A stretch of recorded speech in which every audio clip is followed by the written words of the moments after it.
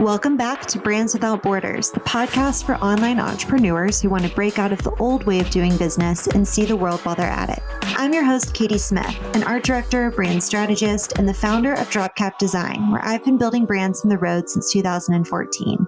Each week, I'll bring you stories from abroad while breaking down the fundamentals of how I build story-driven, influential online brands that break the mold. So go ahead, put yourself out there. I've got your back. Now let's dive into today's episode.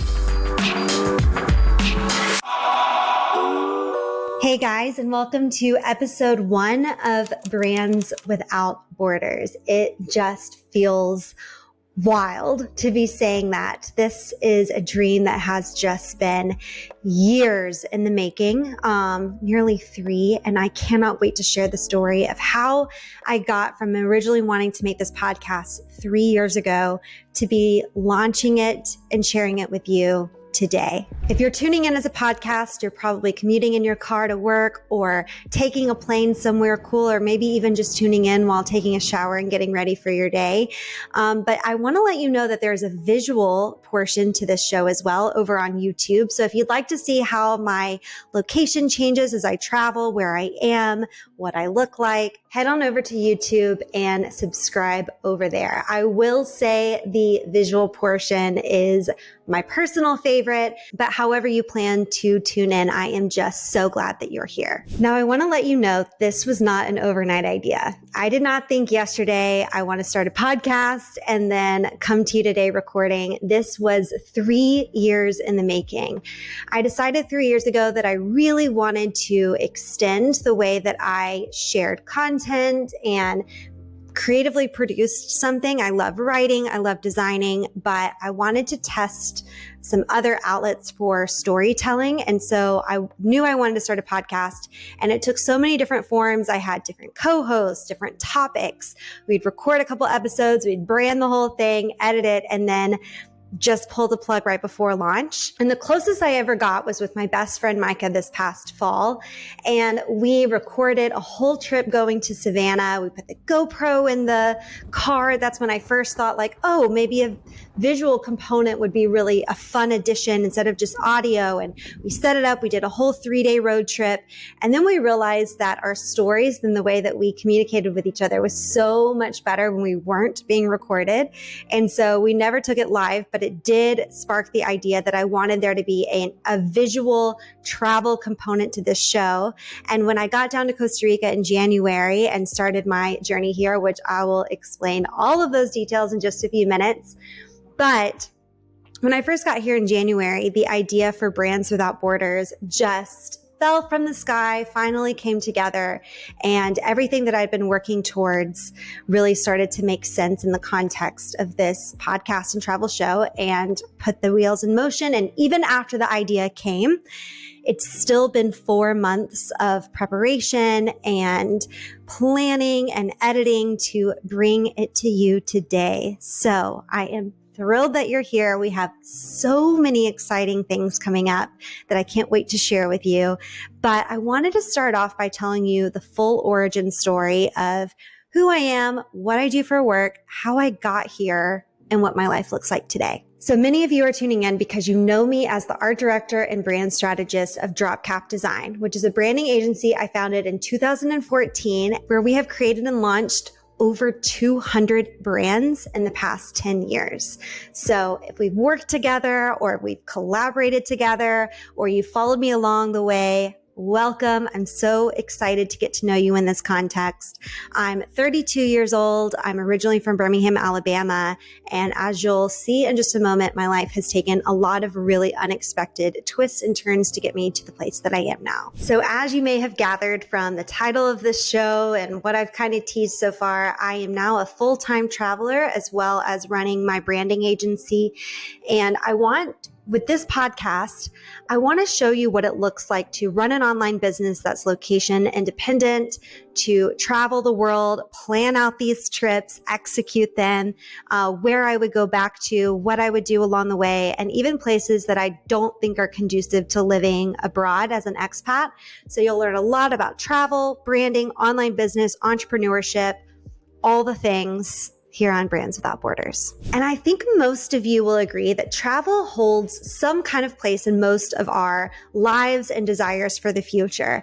I have yet to meet a creative or an entrepreneur who has no desire to see cool places and experience adventures. But there's a huge difference between visiting a place as a tourist and living there as an expat.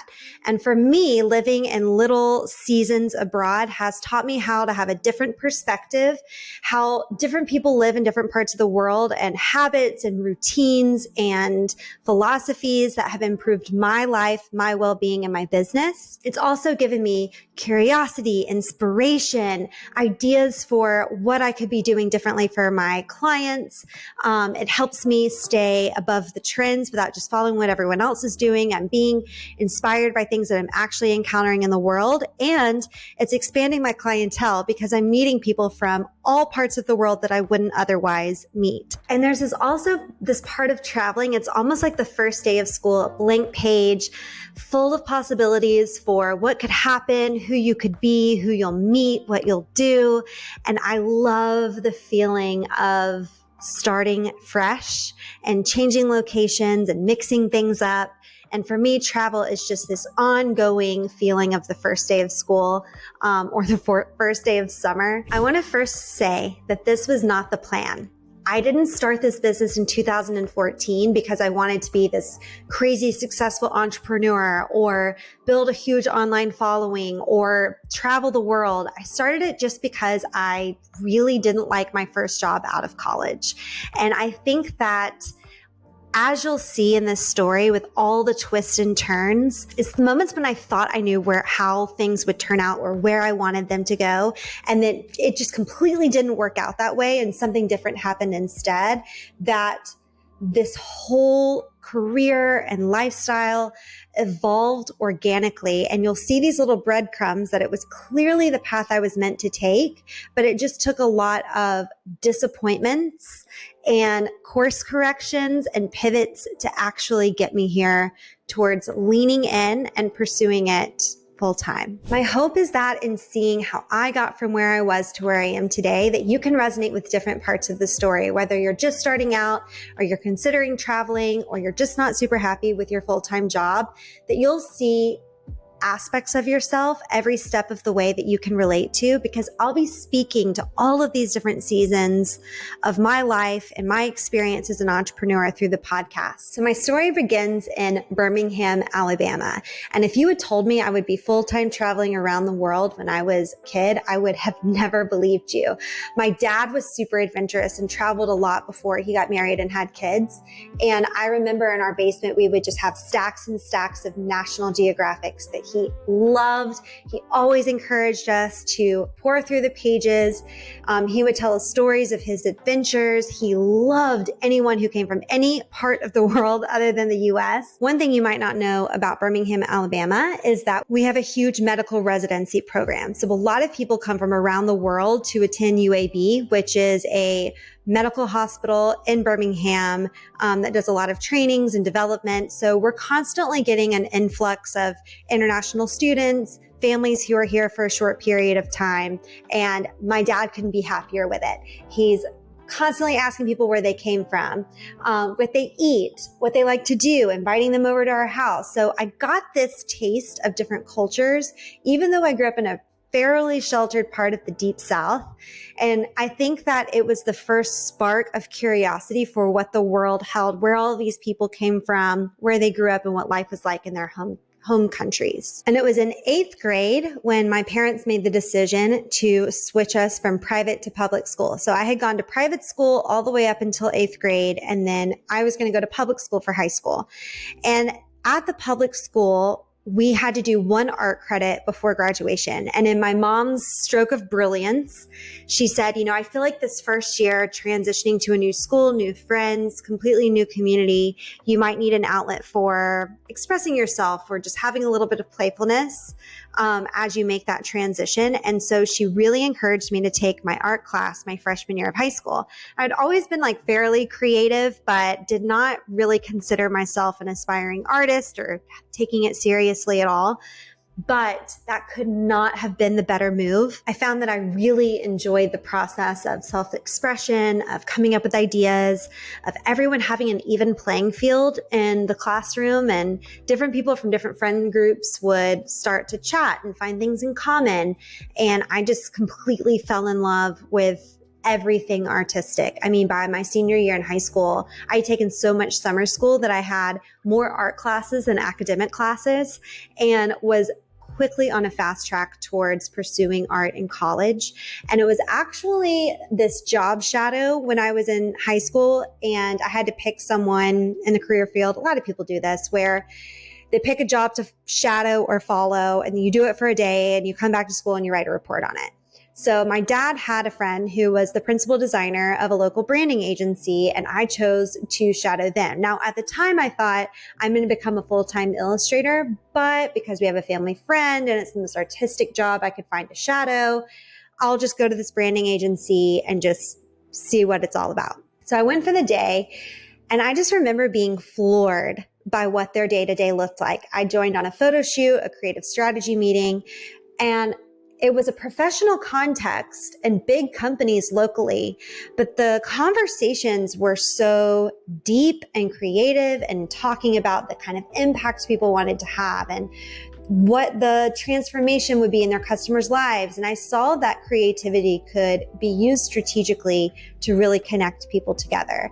And that, while at the time did not make me want to go into branding, ironically, it did make me want to go into design, because instead of self-expression, I saw design as a way to creatively problem solve and create experiences that brought people together. So then I went to college at Auburn University with the idea that I would go into publishing. I loved writing. Design was quickly becoming a forefront of my life, and they had an incredible design program, and Auburn's we're like a fourth generation. Like, everyone in our family has always gone to Auburn. So it was kind of a no-brainer that I would follow in their footsteps. So I get to Auburn, get into the design program. And in 2010, spring break, I take my first trip abroad. And I went, ironically again, to Central America in Nicaragua. And while it was only a week, it was so outside of my comfort zone, completely different from anything I'd ever experienced. I saw the Central American coast for the first time, and I came back wildly inspired. And based on that experience, I actually signed up to study abroad in Italy that summer. So I went from having never traveled before to going to Nicaragua in the spring, and then packing my bags to head to Italy for the summer. And I first stayed with some family friends in Switzerland that, again, I met through my dad because of the medical residency in Birmingham. So I got to actually visit them in Switzerland for a few days, and then I joined my class in Rome. And it's a story for another time, but it ended up being just like such a chaotic experience, not what any of us signed up for, kind of miserable. And I last minute ditched the program and booked a flight to Paris, which, again, this is a whole nother episode. But I would say that trip was the first time I ever realized that I needed to take ownership over my experiences, especially while traveling. And while I went with something that was very clear cut with a curriculum and a plan and expectations, that when it didn't end up being what I had signed up for, that I had the opportunity to take a little bit of ownership and make a different plan and create the kind of experience that I wanted. And it ended up being like magical, incredible. Yeah, that's going to be a fun episode that I definitely want to bring your way. So as I was approaching graduation, I still had plans to go into publishing, but it was right when the print industry was really going through a major transformation. So everyone was saying that print was dying, and any publications that were still profitable were trying to make the switch to digital medium, interactive media. People wanted designers to be more fluent in video and multimedia and interactive components. And it just wasn't the type of design that I really wanted to do. It felt really technical. So I decided to pause from pursuing publishing and actually found a job at an agency as a layout designer. And on that trip to Nicaragua 2 springs before, I actually met a boy on the flight from Nicaragua back to the States. We ended up falling in love, and he was in Dallas. I got my first job in Dallas, and I vividly remember saying, I will live anywhere in the country except for Texas. I don't know why I had such a bias against Texas. Texas had never done anything to me, but for some reason it felt really hot and landlocked when I thought about it. And I knew that I loved the water. And so I said, I'll go for 6 months for the sake of my relationship. And because it was my first job offer as a design student, and I was so ready to be an adult, be out in the real world, put into practice what I'd been studying for the past 4 years. So I packed my bags. I moved to Dallas for what I thought would be 6 months. That ended up being 5 years. Once I got to the agency, it only took a couple of weeks for me to realize that it wasn't the right fit. I loved my coworkers. I liked being in Dallas more than I thought I would, but the work was just not it. I didn't believe in the vision for where the company was going. I didn't like the practices. I didn't like the way they were treating clients. I realized that when I had no tie to the purpose and no personal connection to the mission, then it just killed my creativity and my desire to do good work. And so I just slowly crumbled. And I remember calling my mom and complaining about my job for like the millionth time that week and saying, I really think I should go back to school and pursue a different degree. And she said, you have wanted to do design since you were in high school. Don't give up because of one job that isn't the right fit. Like, it's time to find something else. So in order to reinstate my creativity and try to think through different ideas of what I could do, I started following a lot of design blogs because I wanted ideas. I wanted to feel inspired again. And this was the days like where Design Love Fest, Joy and Alt Summit were just really popping off. And I thought, like, I don't want to just be inspired by design bloggers. I want to be one. I want to be somebody who sits in a coffee shop, puts together creative blog posts, works with brands, does these beautiful events, gets together with like-minded creatives, and has a much more like colorful, exciting, vibrant life than the cubicle I was working in a high-rise in Dallas, which was just not what I thought I signed up for. So I call my parents and I say, I know what I want to switch to. There are these design bloggers and they're working with brands and they're making money and they can do it from anywhere. And it would give me more vacation days to come see you. And I think I should do it. And my dad goes, Katie, we are so proud of you for pursuing something that you love, and we will support you so much emotionally. But don't ask us for money if this doesn't work. You are an adult and you need a job that pays you. And if this doesn't work out the way you think it might, you're gonna have to find another job. So just make sure you have a backup plan because these things don't always work out. And I remember at the time thinking, I can't believe you don't believe in me. Like, this is of course it's gonna work. It's foolproof. I was just young and ignorant enough to not know what actually goes into building a business in general, especially an online business. But it lit a fire under my ass to figure it out. And I took a temporary job as a designer for 2 months at Fossil, which was incredible. I got so much design mentorship. It was such a creative community. And I could not say enough good things about working for that brand and getting to see what it was like to be part of brand development within an in-house creative team. But after that, I realized that while I was a very dedicated freelance designer, when I was at the agency and I started taking my first like really small freelancing jobs, I would wake up at 4:30 in the morning.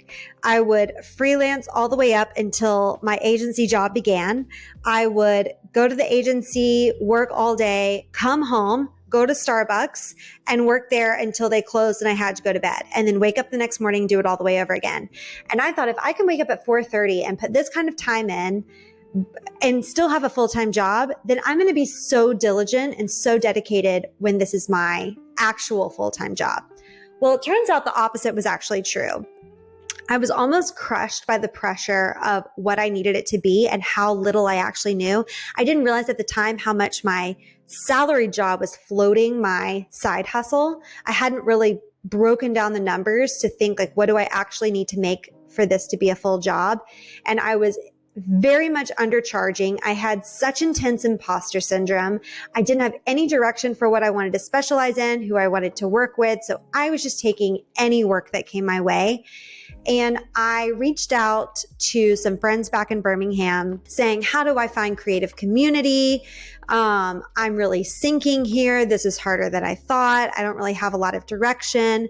And at that time, I also went through a breakup. So it just felt like everything was just shifting and not going the way that I thought that it would, and was so much harder than I thought it would be. And if you've ever read Elizabeth Gilbert's book, Big Magic, she talks a lot about getting a job that allows you to release some of the pressure that you have on your side hustle or your big dream to make the kind of money that it needs to sustain you at first, while it's still just like a small idea that's developing. And I had been in coffee before, and I knew that any other creative freelancer that was getting things off the ground was going to be in a coffee shop. So I found the coolest coffee shop in town, which is Davis Street Espresso in Dallas. Amazing. Highly recommend if you're ever in the Dallas area. So I decided to get a part-time job at this coffee roaster. I go in first day, apron, business cards, ready to meet as many people as possible, collaborate, and see if I could get this thing off the ground. Well, that ended up being the best move I could have ever done. I think my first week there, I thought, I don't want anyone from school knowing that I just graduated from a very competitive design program to become a barista in Texas, not really knowing what I'm doing next. I had this feeling of having failed in the industry, of maybe quitting before I really needed to, and a lot of guilt over not sticking it out. But I'm so glad I listened to my gut and some of the advice of friends back home, because by the end of that year, I had a full client roster. I had a business coach who helped me find a lot of direction, and I had started dating someone new who got me into travel. So he was a kind of photojournalist of sorts, tons of photo gigs. And when I was on the precipice of quitting the coffee shop job, but hadn't quite yet. So once I had that full roster of clients, it was kind of a mixed bag still. I was doing illustration, wedding calligraphy, a little bit of branding, marketing help. It was just a lot of whatever people sent my way. And there was this one night where I was sitting in my studio and I was addressing 600 wedding invitations. And I thought, this just is not it either. I can't figure out, but it's a lot of work for not a lot of pay. And I'm starting to feel burned out because I knew I was undercharging. I was overscheduling myself. I didn't have a lot of structure, and I was starting to get truly exhausted. And so my new boyfriend said, you know, you're really getting close to burnout. And I think something that could be good for you is to get away for your birthday, which was the next week. And he said, Montana has always been a creative escape for me. It's quiet. You can disconnect. I think we should go for your birthday and just take a breather from the city, unplug, and you can finally rest and feel a little rejuvenated. Now, Montana had never been on the map for me. I thought dude ranch, cowboys, horses, nothing that I really felt particularly drawn to. But you never turn down a vacation opportunity. So I decided to go. And we went to Yellowstone. I got a plein air easel and did watercolor in the park. We went fly fishing. I rested. I took in the open air. It was beautiful. I mean, anyone who's been to Montana gets it. And especially now that there's so much hype around Montana with the Yellowstone show, a lot more people get it these days. But at the time, Montana really didn't have as much hype as it does now. But it was just this place of beauty and open space and not a lot of people, and just what I needed. When I got back to Dallas, I felt back to my old self. So a few weeks later, he got a gig in Africa that was going to be 6 weeks long. And he said, Montana was so good for you to get out of the city. What do you think about going on this trip with me? And I was like, well, Montana was one thing as a vacation, but 6 weeks in Africa, I mean, that's a completely different conversation. And I've got a plan for that. And what would happen to my work? Like, would I lose all of my clients? And he said, just trust me. I think you're going to love it. Let's go. So I call my parents and I say, I'm moving to Africa. And I remember them just starting to think like maybe she's lost her mind a little bit. You know, she quit her job because she wants to blog, and now she's moving to Africa or not moving, but going for an extended stay. And granted, I was still pretty young at the time. I was 25, but I went anyways. And they knew after me quitting my job and making it happen with freelancing that there was only so much they were going to be able to talk me out of it. So I went anyways, and it ended up being the most transformational trip of my life. We were split between Kenya and Tanzania. I have to do an entire episode on Africa because it was truly remarkable. But going into it, I actually did think like, is this dangerous? Will I be safe? It's so unfamiliar. I've never been to Africa before. I have no frame of reference. And it ended up changing my perspective. And I think that was the first time my worldview really shifted, where places that I felt were dangerous ended up being incredibly safe. People I thought I'd have nothing in common with ended up connecting so quickly. And the biggest realization I had was that instead of losing clients and not having any work, people became so much more interested in my story of experiencing Africa and the beauty I was seeing and what was inspiring me, that I actually came back with more clients than I had when I left. And so I started thinking like, oh, maybe if I start living a life that is interesting and telling about it and sharing these stories, that people might actually resonate with what I'm doing personally, and it might relate or give a little bit more exposure to what I do as a freelancer. So we start taking more domestic trips when we get back from Africa. We go to California, New York, Colorado, and always these trips would increase my client list and make me feel so much more rejuvenated and relaxed as an entrepreneur. So I would meet more people, work with more people, and feel like a healthier, more balanced version of myself. So travel started becoming pretty important to me at that time, but still I was going on trips that he was getting commissioned to go on. So none of them were trips I was planning for myself or embarking on solo. I was just kind of the plus one on the adventure, but documenting it to share and get new clients as I went. But in the summer of 2018, he said, I think we should move to Montana for 6 months. And now going on a 6-week trip or a couple weeks at a time, different places domestically was one thing. You could always go back. Your life wasn't really changing. But again, 6 months somewhere, I mean, that is an extended amount of time, half a year. A lot can happen then. Relationships could change. I could lose or fall out of touch with the community that I'd built in Dallas. I had been in business at that point 3 years, and a lot of my client base was in California, all over the country, but I wasn't tied to Texas because of local clients. I had Texas clients, but nothing needed me to be there. And so I thought this is an interesting opportunity for me to try out living in a place. I had loved Montana when I was there on vacation. Granted, I had been there on vacation for just a couple days at a time, so living there was a completely different story. But I figured I like the adventure. A lot of times these things work out really well. Let's do it. So we pack up, put stuff in storage, pack the cars. And we were in 2 cars because of all the stuff that we had. And I remember as we were leaving Texas and going into Oklahoma, it dawned on me what I was doing. And I had called my parents to let them know that I was moving to Montana for 6 months. And that's when they really intervened. And they said, we just want you to take a moment and make sure that this is really the direction you want to go in. You've never expressed interest in being in Montana. You've always expressed interest in being in a bigger city or by the water. And this is not only going to not be by the water, but it's going to be an extremely small town.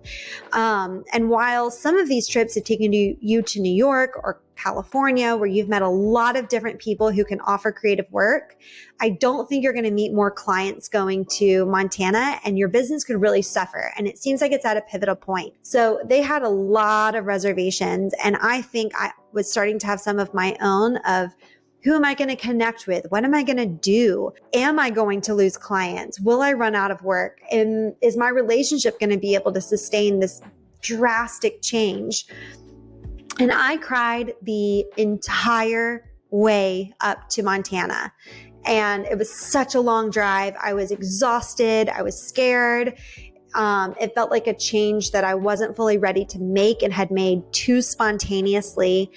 But as we finally pulled into Livingston and it was near the end of the day and the sunset was hitting the mountains and everything was green, it took my breath away. And seeing this little rugged cabin in the middle of an expansive ranch, and gosh, had the show Yellowstone been out then, I think I would have had so much more anticipation and excitement over the move.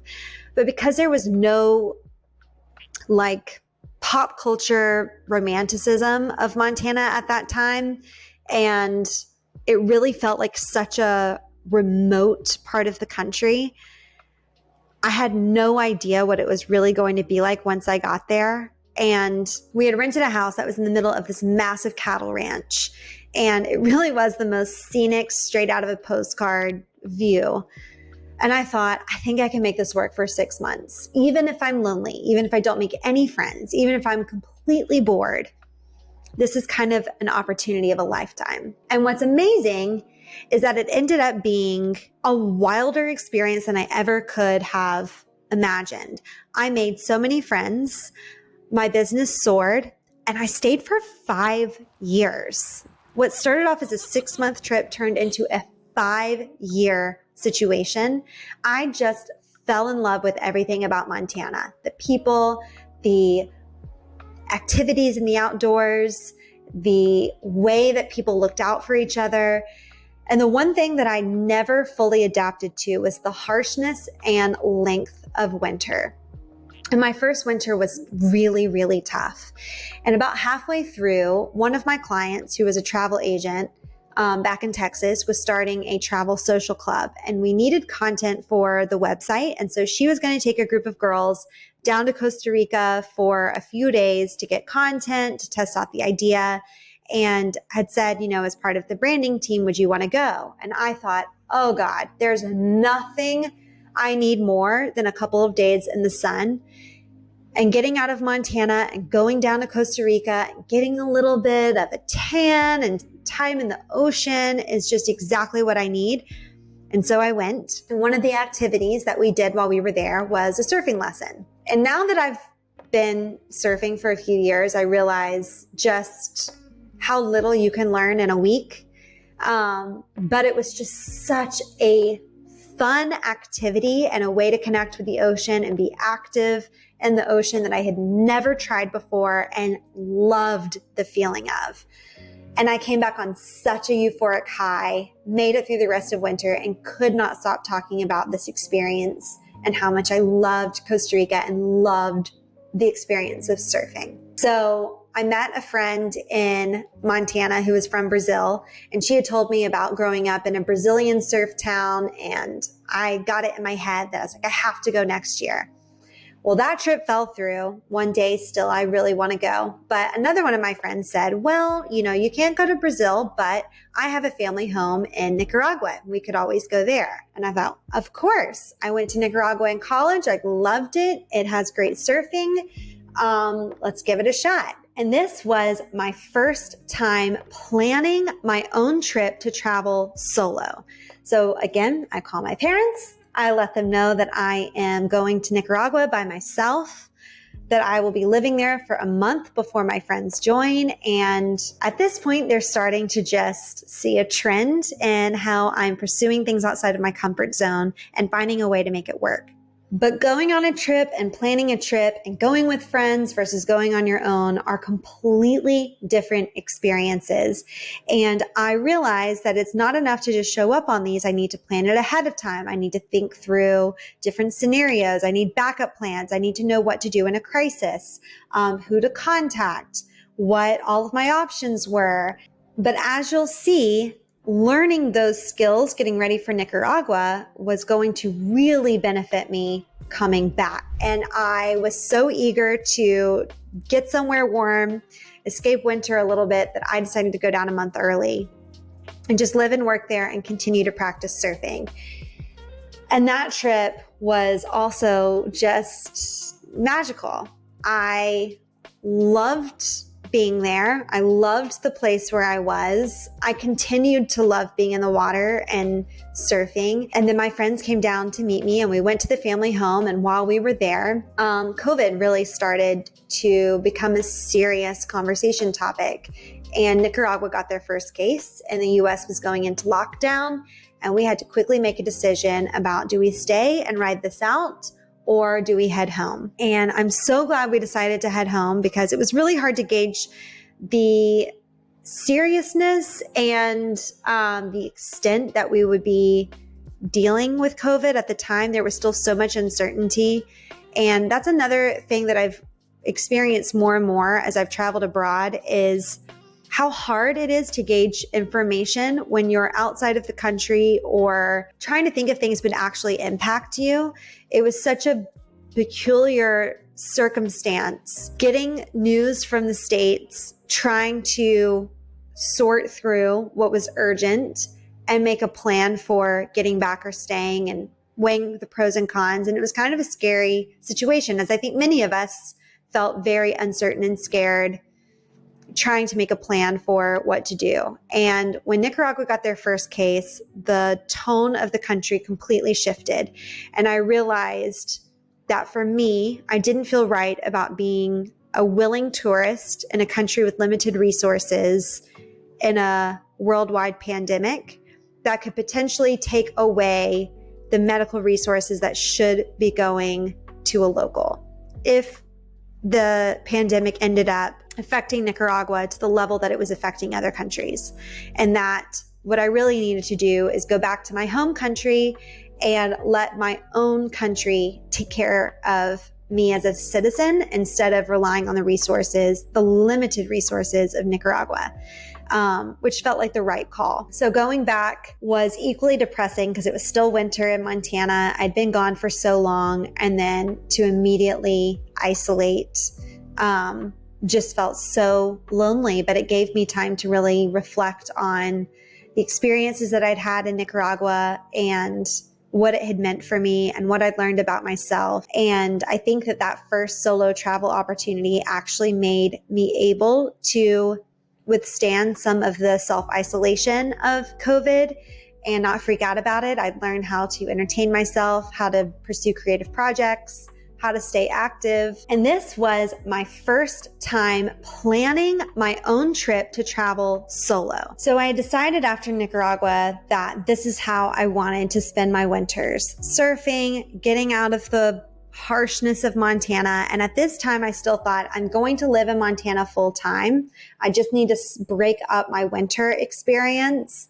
And going down to Central America, pursuing surfing was the perfect opportunity to break it up and pursue an activity that I really loved and get better at surfing. But after COVID, I decided not to go back to Central America right after that next spring. Travel was still kind of weird. No one really knew what to do. There were so many restrictions, and it just didn't feel like the right time yet. So stayed back. But by the next year, when travel started opening up again, people started getting out, it was a lot clearer who was allowed to go where, and that you weren't going to get stuck. I took full advantage. My brother had been living in Iceland the entire experience of COVID. So I decided first to go visit him, see him for the first time in a couple of years. Second, I met friends in Switzerland and we went skiing. And then instead of going to Nicaragua, I last minute decided to go back to the place that started the surf craze in the first place, which was Costa Rica. And because I started so last minute, Nosara was not an option because it's a super popular destination. But I found a little surf town that was it was a little north of Nosara called Playa Negra. And I saw that they had a surf wave, and I didn't look too much more into it other than the fact that it was affordable, it was available, and it was on the ocean. So I booked a place to stay for 2 months. And I came down and I met the guy I was dating at the time who also surfed. And I just thought, this is going to be another incredible trip. We're going to surf together, explore, have an amazing time. It's going to rejuvenate me, and I'll go back to Montana so refreshed and ready for the summer. And then a few days into the trip, we break up. And what I thought would be a trip of adventure and connection and getting better at a sport that we both had really loved turned into a season of healing and being on my own and experiencing it by myself and turning it into the kind of opportunity that I needed it to be. It made Playa Negra such a more meaningful place to me because it is where I built a lot of resilience. I processed, I surfed every day, I took care of myself, and I went back to Montana that summer feeling so proud of how I turned it around and made some incredible memories from what started off as a big disappointment. But as soon as I got back to Montana, I realized that the feeling of wanting to be there had left, and it was time for that chapter to close.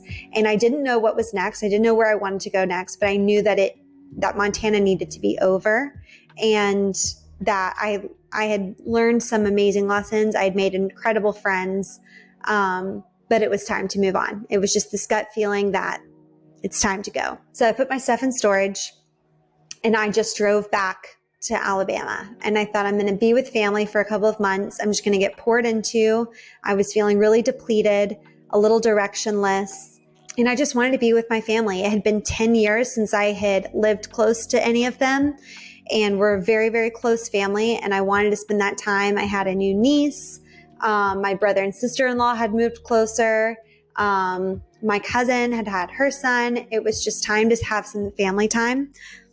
And it was an incredible fall of getting to reconnect and spend some real quality time. But I knew I wanted to come back to Playa Negra for the surf season. It had just been such a meaningful place to me. I was missing it. I wanted to be surfing again. So I came down in January, and right when I got here, it was back to this feeling of being completely in flow, in alignment, knowing I was meant to be here. I felt so in alignment with what I was meant to do, where I was meant to be, who I was meant to be meeting, that I decided I'm just going to keep doing the next step that presents itself. And as soon as I decided I don't need to necessarily determine my roots right now, things started falling into place.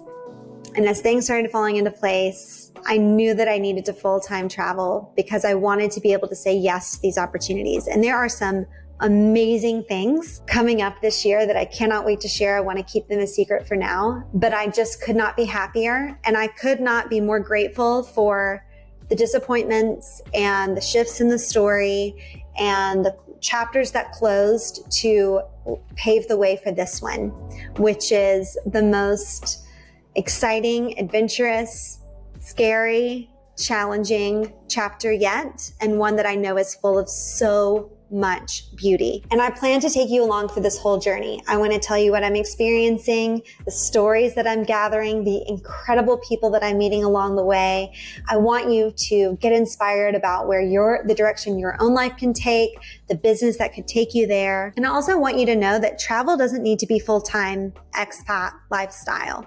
It can be a weekend away.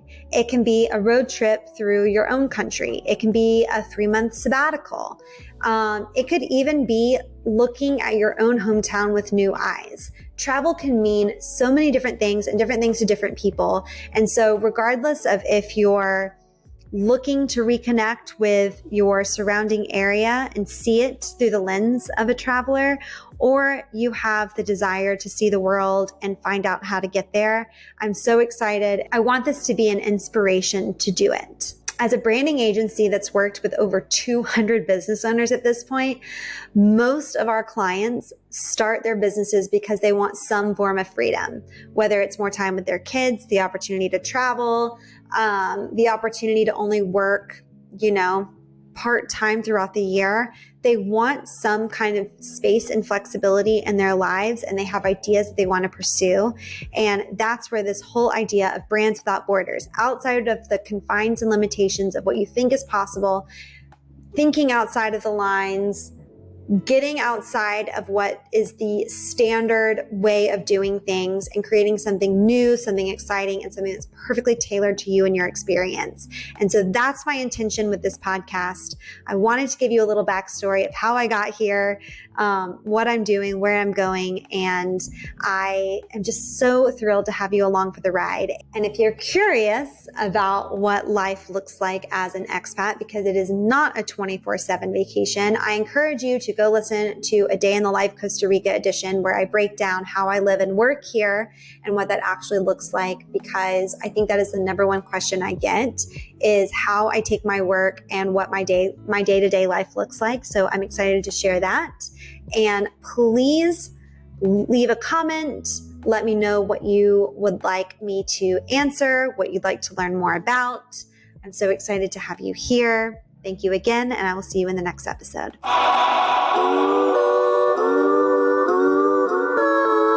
And that's a wrap on this week's episode of Brands Without Borders. Thank you so much for tuning in. If you're watching the show on YouTube, please subscribe and give this video a thumbs up. You can also tune in as a podcast anywhere podcasts can be found. You can support future episodes of Brands Without Borders by leaving a review and sharing this episode with your fellow travelers and work friends. And while you're at it, don't forget to subscribe so that you never miss a future episode. To see where in the world I am, follow me on Instagram at Brands Without Borders Pod, and I'll see you on the next episode.